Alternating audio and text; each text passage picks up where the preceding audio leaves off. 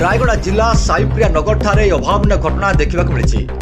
विवाह 5 वर्ष पूरी पर घर को जाई प्राण हारिदेला झील। मृत महिला जनक हेले विभूति किशोरी बाग। परिवार लोके हत्या अभियोग देवा परे स्वामी रमेश नायक को अटक रखी पचराउचरा करुछि रायगड़ा पुलिस। रायगड़ा आरक्षी निरीक्षक कमलाकांत बसंत कुमार कहर सूचना अनुसार मृत्युर कारण एपर्यंत स्पष्ट होइनि। सूचना अनुसार रमेश और विभूति किशोरी 5 मास हेब निजर दाम्पत्य जीवन आरंभ करथिले। विभूति किशोरी चुनी देई बेकरे आत्महत्या करथिले बोली शाशुघर लोके तांको नै रायगड़ा मेडिकल रे भर्ती करथिले। सेठारे डाक्टर तांको मृत्यु घोषणा करथिले।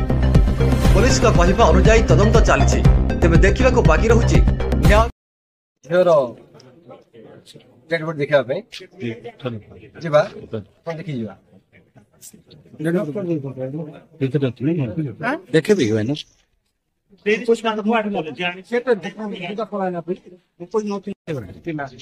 हमको प्रवेश करने मना कराई हमें जाई पानु तार विजुअल ता आपनको फोटोटा आपनको सेंड करतु देखिनो रायगड़ा संतोष दलिन रिपोर्ट आलोक माना रायगड़ा।